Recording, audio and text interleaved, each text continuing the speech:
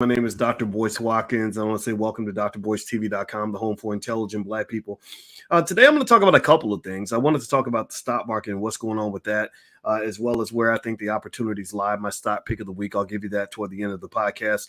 Also, I want to talk about Jay-Z. Jay-Z put out a verse today that I saw on the Shade Rooms channel, and it's about him having this billionaire tree. So we're going to talk about Jay-Z's billionaire tree and kind of dissect that. So I'm going to give you the Dr. Boyce breakdown on all this. So get comfortable, buckle up, seatbelt. We're going to get started on drboycetv.com right in 3, 2, 1, and go.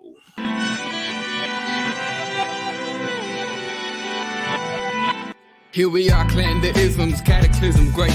Our people out here struggling, trying to make it in this state. Everybody out here doing it, but we the ones who late. Now family, we the ones who gotta delegate. Get that money in the power, never be fake. Stick to cosign for 3. What did he say? Create jobs, support our own. Educate the same and buy back your home. Got 3 degrees, triple 10. 3 PhDs, now we on the CNN. DBTV, let's talk about negligence. Ignorance is bliss, but we can turn it to intelligence. Believe none of what you hear, half of what you see. Let's break it down here on Dr. Boyce TV. Here we are. Hey, what's going on, guys? Welcome to drboycetv.com, the home for intelligent Black people. My name is Dr. Boyce Watkins. I want to say hi to everybody on the platform. Also, hello to everybody on Instagram. My Instagram is The Real Boyce Watkins, if you haven't checked that out. And also, before I begin the conversation, I always have to give out like a quick public service announcement. There are fake Boyce Watkins accounts out here where there are people that are trying to scam you, and they're sending you messages to your inbox, ask you to call them, invite you to invest in these shady Bitcoin investments and stuff like that. That is not me. I will never inbox you, and I will never inbox and say, here's my phone number, call me. Or if you call me, ask to talk to my wife or ask to do a Zoom meeting so you can look me in the face and see my wife next to me. Then you'll know it's me. But I just want to I want to mention that to you guys so that nobody gets hurt because there are people out here. Some people in the audience literally have had thousands of dollars taken from them by these people. So if you see these accounts, I hope you'll take a minute to block them, report them, and all these other things, and cuss them out too while you're at it, just as a favor to me. All right, so so moving on. All right, so what's going on, everybody? Eddie and Warren, shout out the city. Let me know which city you're from. I see Tammy and DDS, my brother. How you doing, man? Best moderator ever. I have to throw that out there for you, man. Big Uzi's already jumping in with an opinion. Michael N, Isaiah Moore, hello, and Linda Johnson, and Shanacy, is that what it says? Shanacy 007. You know, 007, I was thinking about that. I saw this trailer that was a 007 trailer with Idris Elba in it, but it wasn't a real trailer. Somebody literally took a bunch of his movie clips where he was doing 007 type stuff and put James Bond music on it. And I really thought they had picked him as the 007, and they didn't pick him. It was kind of crazy. People got a lot of time on their hands. But anyway, so I saw this thing that okay. So here's how my day started. Right. So I started off wanting to talk to you guys about what's going on with your stocks today. The stock market has taken a major dip, and I am going to quickly address that. In fact, by the time I get done, I'm going to give you a stock pick of the week that I really believe in now that the market's actually dipped a little bit. The market's down almost 800 points, and the reason it's down 800 points, yesterday I told you guys on Twitter, my Twitter's Dr. Boyce Watkins in the number 1, Dr. Boyce Watkins 1. Make sure you follow me because I'll throw in little hints. I mentioned to you guys yesterday that that today was going to be a big day in the stock market, and I mentioned that last night, and today was a big day. Today was a huge day. The market dipped, and it dipped largely because the Fed chair basically stepped out and said, we are going to push hard. We're going to increase interest rates no matter what it takes. And we got to beat the hell out of the economy, knock it down and kill it, blah, blah, blah, blah. But here's the thing. Whenever there is a problem, there is an opportunity. Whenever there is this kind of chaos, there's a chance for you to make money. This is a beautiful market to make money in, I promise you. In fact, there's a guy named Tom Lee at Fundstrat who basically says that a lot of the indicators that the Fed uses in order to determine how much to increase interest rates, it's already shown that inflation's already dropping, right? So instead of just watching the Fed, the smart people don't watch the Fed. You watch what the Fed is watching. Right. So you don't watch them and react to them. You react to what they're reacting to so you can get ahead of the game. A lot of wealth is about getting ahead of the game. That's what it is. So speaking of that, Let's talk about somebody who's ahead of the game economically. There's this rapper by the name of Jay-Z. You might have heard of him. And there's another famous rapper that I just respect a lot that's actually in the chat right now by the name of Willie D from the Ghetto Boys. Yep, and your mind is not playing tricks on you. Willie D is in the building. God bless you, man. That's a good brother. He was in my wedding. I love this brother a lot. And so Jay-Z is a guy similar to Willie, actually, who understands economics really well. He is a guy that has I've been impressed with Jay-Z in his career, largely because Jay-Z has been he decided he wanted to be a grown-ass man. He decided he wanted to grow up. A lot of these rappers don't grow up, and it looks kind of weird when you're like 50 and you're trying to act like you're 20. And it just doesn't work out. It doesn't work out. I promise you. Don't try to do that. And so with Jay-Z, I've watched him evolve through the years. I saw him when he first started off, and then he did Hard Knock Life and all that other stuff. I saw stuff he did with Dame Dash. You guys have probably seen Dame Dash on this. If you've been watching long enough, there was a time where Dame used to come around a lot. And Dame and I did a partnership together on something called Intelligent Boss Moves, or IBM. And that was something fun that we did. And Dame is a smart guy. But I'm going to say Dame is smart, but Jay-Z, in terms of making money, Jay-Z has really been the one who's kind of just knocked it out the park. Not to say Dame doesn't add value, not to say you can't learn things from him, but in terms of, that billionaire status and all that, that's where Jay is right now. And I do believe he's a billionaire. I don't think he's pretending. I think he really has achieved that status. So anyway, I saw that he did this verse on a DJ Khaled song. I forgot the name of the song. It had the word God in it, on God or God, me God, or I'm a God. I don't know. It had something the word God. I don't know. Everybody want to be God and Jehovah and Jesus and all that. But anyway, so in this song, he was talking about his billionaire tree, his tree of billionaires, and he mentions a few. He mentions himself. He mentions Kanye West. He mentions Rihanna, who I guess God did. Thank you, Rays. I forgot the name of the song. I don't really keep up with other people's stuff. I focus on my work. I ain't really on the rapper's testicles like that. But anyway, not to say you are. Just I'm not. I think that as a community, just so you know, I want to make this real clear for you guys. There was a study. Pay attention now. This has to do with Black wealth. There was a study by Nielsen. Nielsen is the company that tells companies how to sell products to Black people, or really anybody, but they were talking specifically about Black people. You know what they said? They said African Americans are heavily influenced by entertainers, especially rappers. They said if you could sell Black people poison on a stick, and if you get a rapper to endorse it, Black people will buy it because they love the celebrities. Now, I'm gonna just be honest with you guys. I'm gonna be honest. I think that part of that is driven by the fact that we don't know who we are. I believe that when you tap into your own greatness, you won't be worried about some rapper rapping about a life that probably ain't even real anyway. Seriously, you won't even be all caught up in what somebody else is doing. You'll be focused on what you're doing. So I'm not really here to talk so much just about what Jay-Z's doing, only to the extent that I want to talk about how it impacts what you're doing. Because here's the thing. This is important for you to understand as Black people. Most of y'all ain't going to make a nickel busting a rhyme for nobody. You got all your Black boys going to school thinking they're going to be the next Jay-Z. Well, 99.9999999% of them ain't going to make a nickel rapping. Most of them think they're going to be the next LeBron. 99.9999999% of them will never make a nickel playing basketball. They think they're going to be in the NFL. 99.9999999% of them will never make a nickel throwing a football. So here's your paradox. Here's your problem. This is where this is the contradiction, or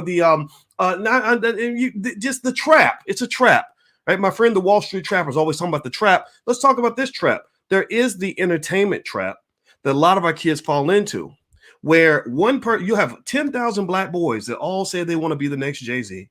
9,999 of them don't accomplish any of that. So what do you do with the other 9,999? What do you do with them? I mean, do you just say everybody should just try to become the next Jay-Z and that's it? Or we should all become entertainers or all become athletes?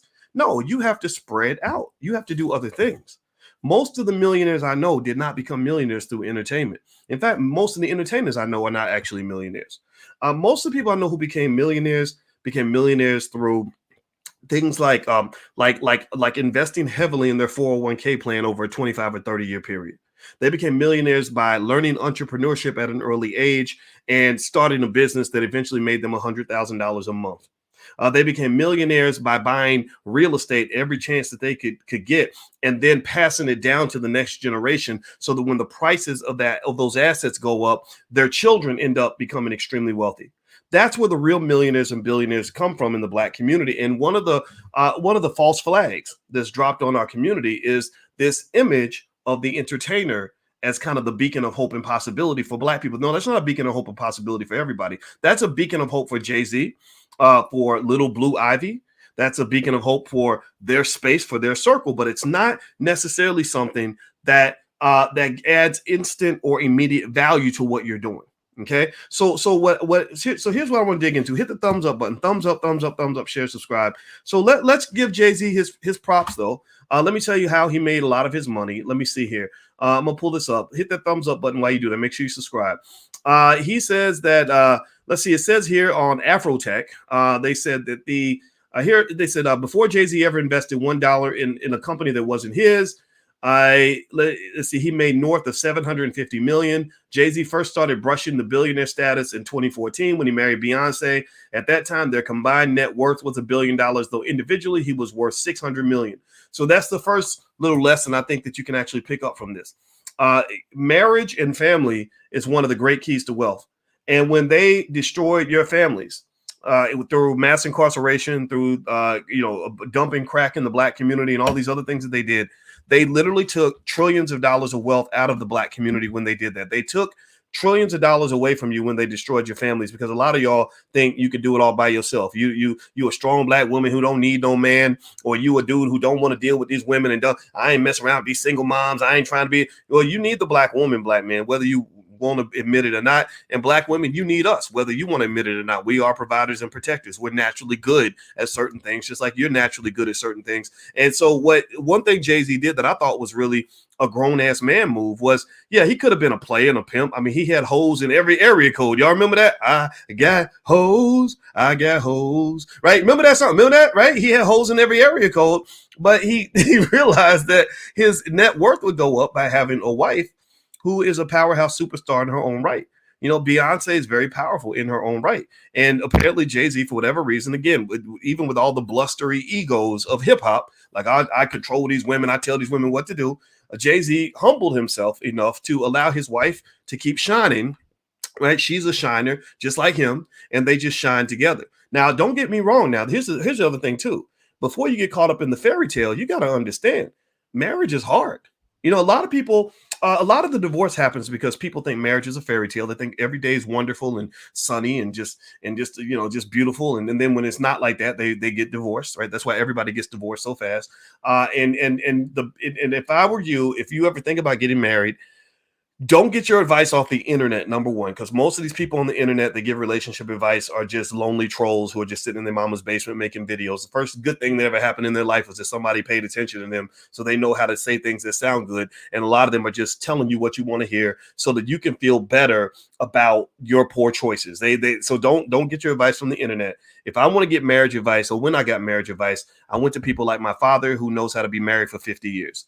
And I went to people like Mike Roberts. Mike Roberts is a billionaire who's coming to the All Black National Convention, and he gave me advice on how he stayed married to his wife for all those years.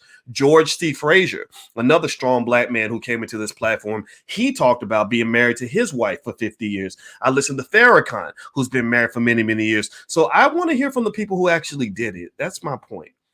I want to hear from the people who actually did it, not from the people who can theoretically tell you how it might be doable. Or to tell you, like, seriously, somebody done got 2-3 divorces, single as hell, ain't nowhere. Basically, some of these relationship gurus, I kid you not, are having sex with the women who are coming to their channels every day, right? But yet you're getting advice from these people who literally know how to make money by telling you what you want to hear instead of telling you what you need to hear. Because discipline is hard. You know, getting challenged is hard. Accountability is hard.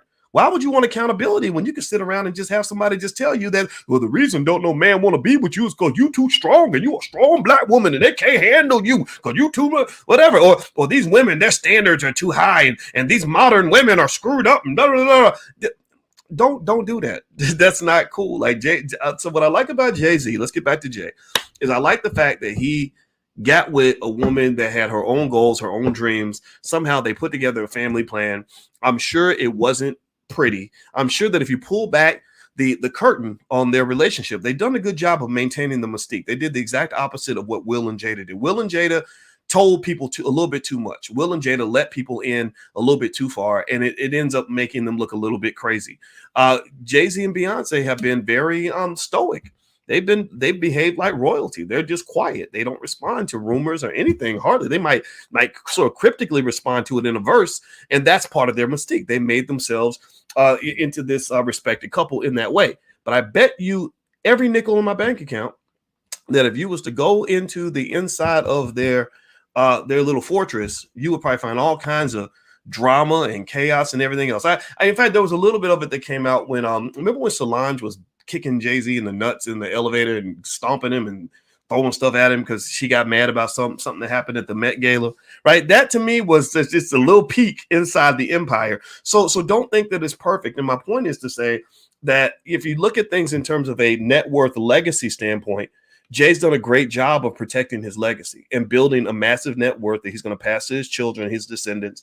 He's done a good job of making other people rich. I talked to Kanye on the phone one time. First thing he told me in the first 2 minutes was that he was worth $4.6 billion. I did not give a shit. I wanted to talk about Kanye West. I'm sorry. I wanted to talk about Dr. Claude Anderson.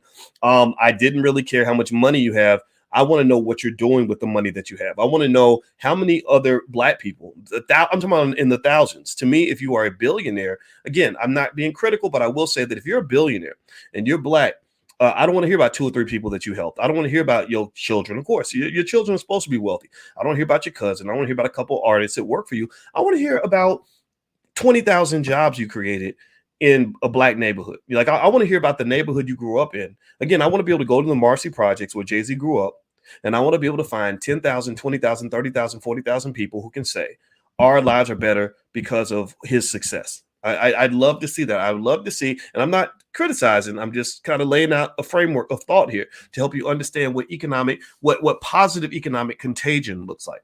Now, I've talked to you guys about contagion before. Contagion is just like a virus, but it's a good virus, right? Or it could be good or it could be bad. Andrew Caroli, who was my dissertation chair when I got my PhD in finance, he was an expert on contagion. And the thing about contagion is this: your success should be contagious.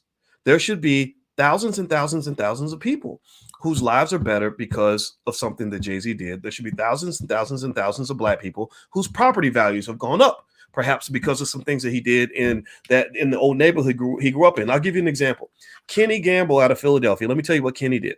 Kenny went to when Kenny got his first record deal, he saw his friends buying fancy cars and fur coats and all kinds of silly stuff. And you know what Kenny did? Kenny said he went to this Jewish man and said, I have a bunch of money and I need to learn how to manage my money. Where do I put it? So this man taught him what to do with his money. You know what Kenny did? Kenny went to his old neighborhood that nobody wanted to live in. The houses were selling dirt cheap because the neighborhood was torn down. It was full of pimps and pimps and hoes and drug addicts and everything else. You know what he did? He bought dozens and dozens and dozens of houses. He bought entire city blocks of property in this area.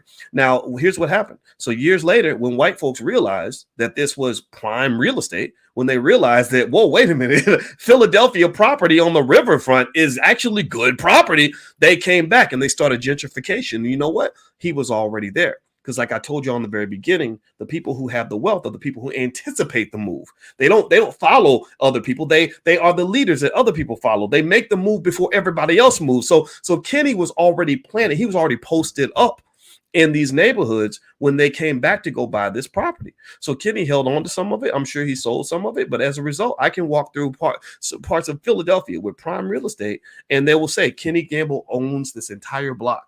Or this big gigantic school, he owns this school, this apartment building. Oh, that's his apartment building. And so really what I'm saying is that that has to be the model of prosperity for Black people. It can't be something where you get caught up in forgetting about your own life because you're so busy worried about what a celebrity is doing or worshiping what a celebrity has. And so I love what Jay-Z's talking about now. I love what he's doing. I think he's conducting himself in an appropriate way. There's still more things that can be done, but I generally like it. What I did not really enjoy so much was I still remember that lyric. Remember that great album that he did with Kanye, where they did that joint album together, and then there was that line where he said something like, "Can you see the private jet flying over you?"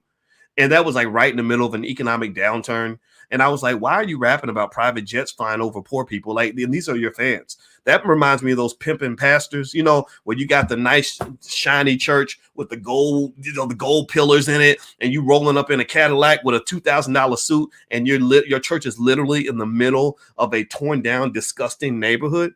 Seriously, I mean, that's crazy to me. How in the hell can you do that? And you need to point these things out. I'm not saying that we need to attack and beat up people for this, but it needs to be kind of addressed.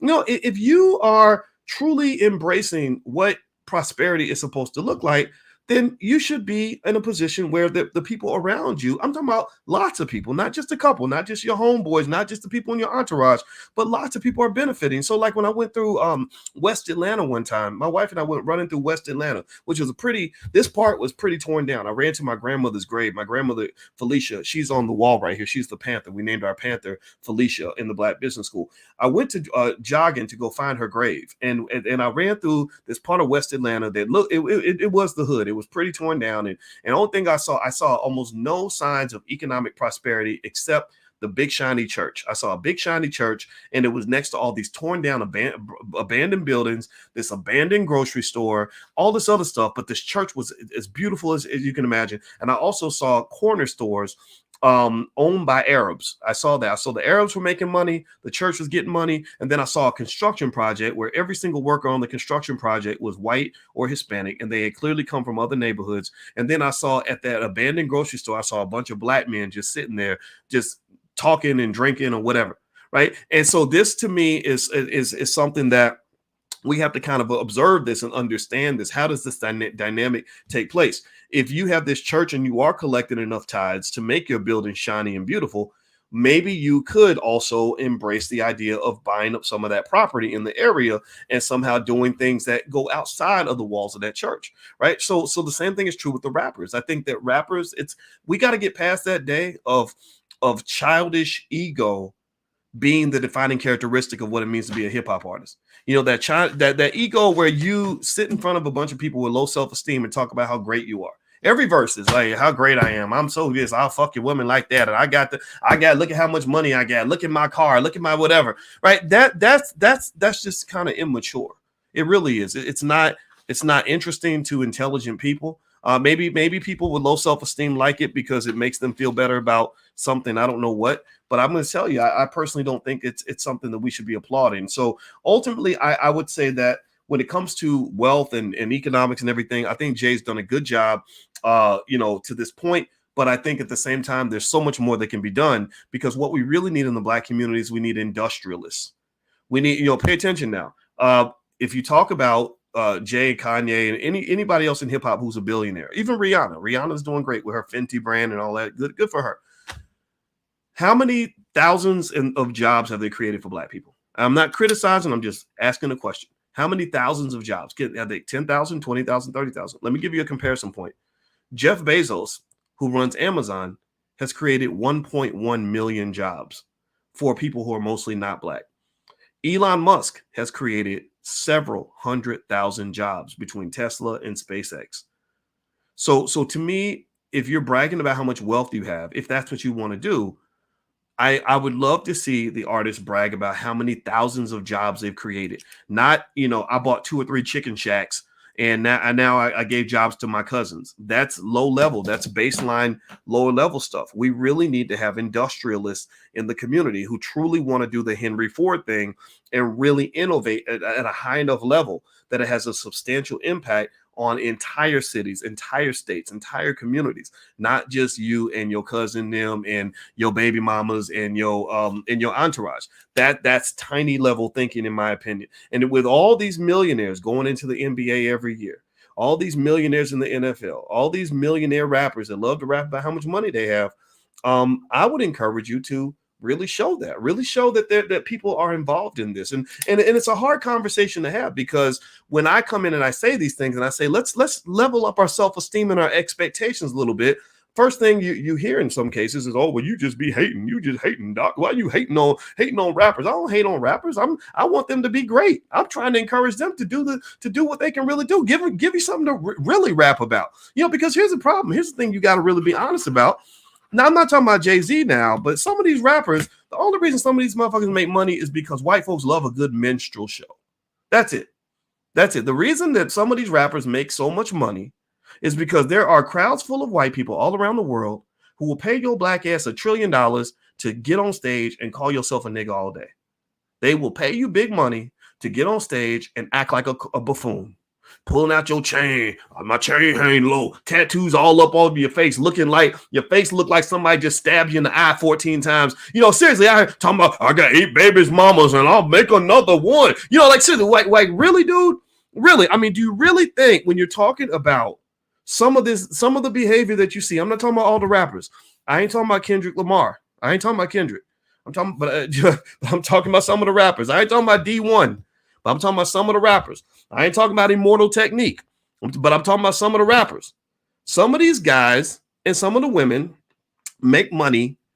They make more money than you because white supremacy loves to see the black man presented as a thug and a whore. They love that. They're like, I will pay you all day. Here, Negro, you keep going. You keep twerking, bitch. You keep to get more thugged out. Oh, you will shoot your own cousin. That's good. You will shoot your mama in the face. Oh, I like that. They cheer for that because that's how they see you. They see you like animals. Some of you, they really do. So some of us get it twisted. Some of us really think, guys, oh gosh, here I am. I'm trying to be a regular law-abiding citizen. I must be lame. Well, I'm trying to just love my wife and raise my children. I must be a simp because I ain't fuck 18 girls last night. I'm just trying to invest and save my money. Well, I must not be doing it right. I need to go out here and act a fool. I need to go out here and embarrass myself. I need to go out here and talk about how much Gucci I bought. I need to take my whole paycheck and spend it on Gucci and Louis and tattoos and hoes if I'm going to get any respect. Seriously, that's your problem. You literally, because again, this is a money thing. Let's talk about the money thing. Money tricks you. Money tricks you. Money can trick you into believing that anything you have to do to get that money is okay. That if you got paid, you must have done something right. That if you got that, if a white man wrote you a big check, then you must be a successful black person. Well, I'm sorry. Some of them don't get paid to be successful. Some of them get paid to be epic failures. Sometimes the reason you get all the attention and all the money it's not because you are some sort of beacon of possibility and hope and prosperity and intelligence. It's because you're acting like a goddamn fool. And most normal people are looking at you like, I'm not going to do that for money. I'm not going to go on stage and act like that, not in front of my family. I don't want to embarrass my kids and embarrass my family and have my mom and daddy look at me like I'm crazy. I'm not going to co-sign on that. So some of you end up broke because you are trying to do the right thing and live a decent life and make responsible choices. Some of you, and it really sucks because I've just seen guys even because we get caught up in that. We get caught up in the celebrity of it all. So I've even seen nice quality men who can't get a certain kind of woman because she's been hypnotized by the big shiny object that she sees on stage. And she has never been taught, maybe her daddy never talked to her about understanding what a quality man really looks like. That a quality man is not going to threaten to beat you because you got smart with him. A quality man ain't going to go out here and do dumb shit to get himself sent to prison for 30 years. A quality man is not going to abandon his kids. A quality man ain't going to run around and have so much sex with so many women that he going to give you every STD in the book. A quality man is not going to take your family money and go blow it at the mall. Like a quality man is not going to do that. So because she maybe never got taught this, she sees some of these people doing these ridiculous things again to get that money from white folks because white people will typically only pay a black man to behave in a ridiculous fashion. They will not pay a black man to behave in a way that is outside of what they perceive as the stereotype. The stereotype of the black male typically is he's an athlete, he's an entertainer, or he's a clown. Like one of those things. You get he's dribbling basketballs or throwing footballs. He can bust a rap. Or he just knows how to act like a fool.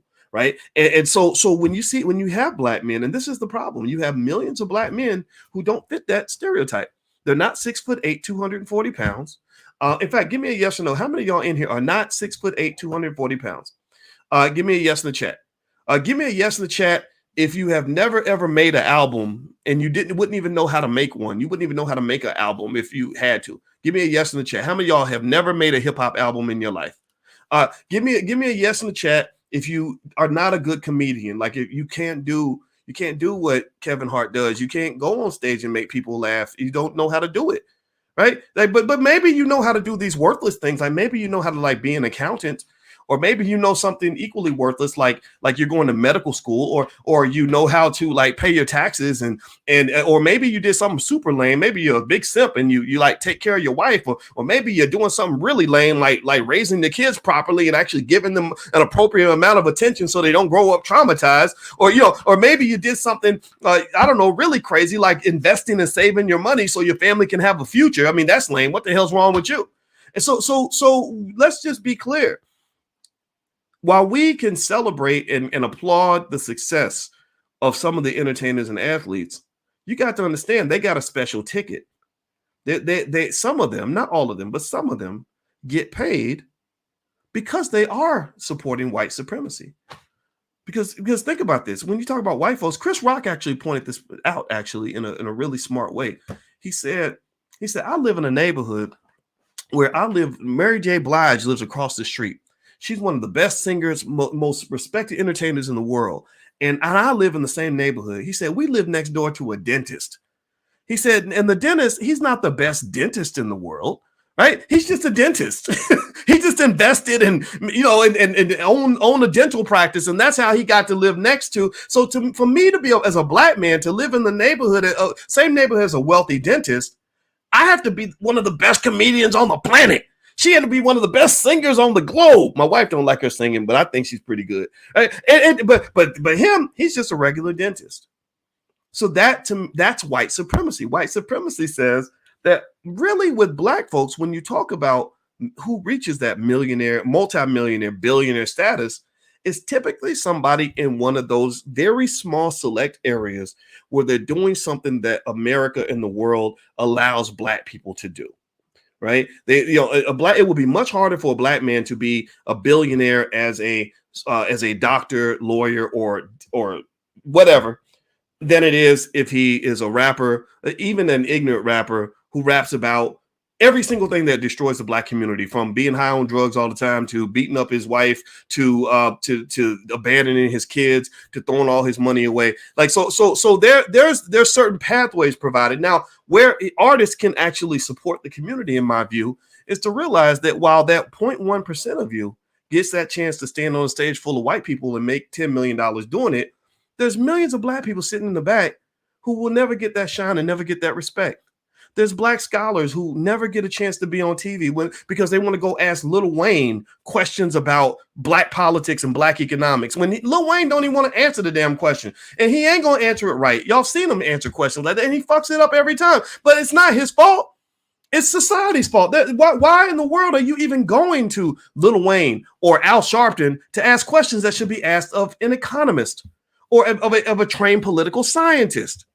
And one of the things I would give Ice Cube credit for is that Ice Cube understood that. Ice Cube understands that there is a privilege that he receives by being a rapper, and he was a gangster rapper. He had verses like "a bitch is a bitch," just stuff that I hope he wouldn't repeat now, right? But things he said as a teenager, right? So he became Ice Cube, the big gangster rapper. And the first thing that he did that I really respected was that when he did his contract with Black America to help the black community, he did it for the masses, and he went and he involved all the black people who never get a chance to be on CNN.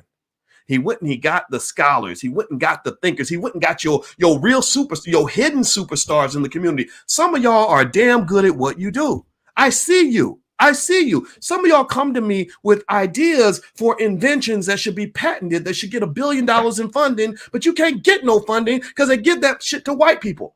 When Google has an office party and they want entertainment for the office party, they will bring in the Negroes. They'll bring in a Lizzo. They'll bring in a rapper. They'll bring in whatever. But when they're having the meeting of the engineers that are going to design the protocols for the internet or the financiers who are going to decide make the billion-dollar decisions, ain't no black people hardly ever in the room. Ain't no black, and it's not because black people did not apply for the job. It's because they looked over you because they say, wait, you're a Negro. You don't fit the description of a Google engineer, but you do fit the description of a rapper. Or I bet you can play basketball real well. Or I bet you know the verses to every Cardi B song because you're a black woman. So that probably means you a hoe, right? So ultimately, these stereotypes, there is a price that is paid by black people when you have people going out into the world misrepresenting the shit out of you and making you look like all you know how to do is become a pack of hoes and thugs. That's what they do. That's what they've done. That's the price we pay. And we paid that price. The people pay that price. The rappers benefit financially from the price that's paid because you misrepresent us to the point where even Africans come to America and don't even want to hang out with African Americans. They tell each other, like, don't hang out with the African Americans. All that black man going to do is get you pregnant and abandon the baby. Then you're going to go out and shoot somebody and go to prison, and then your kids won't have a daddy. That's what they think about us. Why do they think about us? Well, because marketing works. And there's no greater, more impactful form of marketing I can think of than hip hop music. Hip hop music is the ultimate social media influencer of all time. There's nothing that markets a message stronger than hip hop music. Russell Simmons, a friend of mine, was one of the first people to figure that out when he got his brother Run to do a Run DMC concert and told everybody to hold up their Adidas in the air. Remember when they used to do my Adidas? And he got them to hold one Adidas in the air, and the Adidas executive was there and said, oh my God, you got all these people to go buy Adidas just because you put it in a song? So they signed them to a deal right then, because they knew that the music has an influence. It has an influence on how you think and what you do. It also has an influence on how other people see you. It affects how people see you. And so to me, in my view, the reason I believe, my argument is this: you have a right to disagree with me. You ain't got to agree with me if you don't. That's okay. We can disagree and love each other. But my argument is that because you as a rapper have been allowed to take our brand, to take the culture that we created in our community and market that to the world and represent us in a way that's not always consistent with how we need to be viewed to survive in a racist society that wants to kill us, you owe a black tax, and it's a big one. You owe us a bigger tax than you owe the federal government. And we know the IRS is going to come collect their money. Well, black people should be collecting too. And that black tax should include massive billion-dollar investments in the black community, in black-owned businesses, in black-owned schools, so you can empower economically those black people in the community who got left behind, who can't get opportunities because white folks won't even hire black teachers to teach black children. Well, why the fuck don't we own the damn schools if it's our kids in the schools? Why don't we run those schools? Why don't we make those decisions? We should be the ones who are deciding what's in the curriculum, not people who don't understand our kids. So that's what I believe, and I don't mean to be. I probably sound, sometimes I let it out and I sound mean, like I hate the rappers, and I don't. Mike, the Killer Mike, is a friend of mine. I like Killer Mike, and he did warn me. He said, "Come on, Doc, I don't want rappers to think that you dislike them. I don't dislike rappers. I love the rappers." But come on, man. You know, you got to do more. You got to step up to the plate. You know, it ain't just your success. This success belongs to all of us.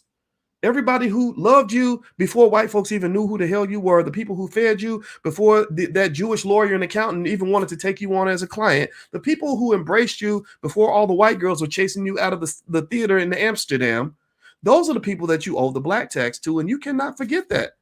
And you can't just sort of ride your Rolls Royce through the hood and hand out a couple of turkeys at Thanksgiving and think that that's okay. No, we need infrastructural investments in the community. I'm talking about multi-billion-dollar projects that are going to employ thousands of people, build dozens, hundreds of schools all across the country, not symbolism. Not, I bought one chicken shack and I employ 5 people at the chicken shack. Years ago, are we supposed to clap? No, I'm not going to clap for that because I know how easy it is for you to buy a chicken shack. You didn't even think about it. Or we built one school. Okay, one school is nice, but I know broke people who can build one school. But a guy who raps every day about how rich he is, should be building a school system. Like you should have dozens and dozens and dozens and dozens and dozens of schools, not just if your project is no bigger than what King Randall did, a broke 23-year-old down in Georgia. He was broke. He told me he was broke. That's why he wrote him a little check. If you can't do more than somebody who doesn't have all the wealth and power you have, then what good is your wealth and power anyway to anybody other than yourself? Do you get what I'm saying? Give me a yes in the chat if I can say this and still be loved. I don't want to be the hater in the building, but somebody has to do this. And I feel it's important for us to have these conversations if we're ever going to grow as a people. We got to grow up. We got to expect more from ourselves, more from each other, and more from the individuals that represent us. If we do not, then we will always fail. We will always be behind. We will always lose. We will always suffer. So do me a favor, hit the thumbs up button. Thumbs up, thumbs up, thumbs up, share, subscribe. I mentioned to you guys that I would name a stock that I like right now. One stock that I like is a stock, the ticker symbol is App. It's a company called App Lovin', and I bought some shares since the market went down today. I'm gonna buy some more shares right now. So App Lovin' is a stock that I believe is going to do well. Also, I want to let you guys know, if you want to get a certification in stock market investing, well, we decided to implement certifications. So we're going to do a level 1 certification where we're going to focus on, I'm doing an event Tuesday night. If you attend that event, then you can take an exam and actually get a certificate from the Black Business School. I want to train you to be teachers in your family. And so the whole event is called Stock Market Decoded. And it's Tuesday night at 8 p.m., Tuesday the 30th of August. And it's basically focused around all the myths that keep our people from investing, all the things that make us afraid of the stock market. I'm going to break all that down for you. And then afterward, you can take an exam. Once you take the exam, you'll be eligible to print out your certificate. So then you will have what I call a level 1 certification in the Black Business School on stock market investing. And then we're going to go to level 2, level 3, level 4, if that's what you want to do. So if you're interested, you can get a 48% discount. It's a one-time fee of $99 to join us, but it's 48% off for the next 48 hours. So if you go to boycewatkins.com, look at the top, the link is right there. If you are already a member of the Black Stock Market Program, you can do it for free. So you can either pay the fee and do it one time and get access to the recordings forever, or you can do a 30-day free trial in the Black Stock Market Program and get free access. So the URL for the stock market program is theblackstockmarketprogram.com. That's right there. And also the other information is at my website at boycewatkins.com. So feel free to take a look. It's going to be Tuesday night, and I hope you'll consider joining us. We want to make sure, we want to train the whole community so that our people become the leading experts on this earth when it comes to economics, wealth, and investing. That's what being B1 is all about. In my view, it means us being number one, and we're going to be number one when it comes to economics, if I have anything to say about it. All right, guys. So anyway, I'm going to get out of here. I hope you have a good day. And Jay-Z, Beyonce, if you hear any of this, don't think I'm dissing you. I don't hate you. I love you. I think you're great. And if you ever have any questions or want me to help in any way, I will help you, and I will be glad to support you totally free because I want to see you use your power in a way that's going to benefit you and your family. And I do think that they are among the good ones. I just would love to see us do more. All right. So hit the thumbs up button, thumbs up, thumbs up, thumbs up, share, subscribe. There's my website. I'm going to get out of here, guys. So I hope you have a wonderful day. God bless you. And I'll be back again real soon. Take care now. Peace.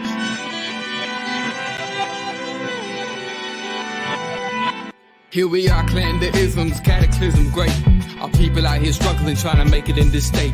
Everybody out here doing it, but we the ones who late. Now family, we the ones who gotta delegate.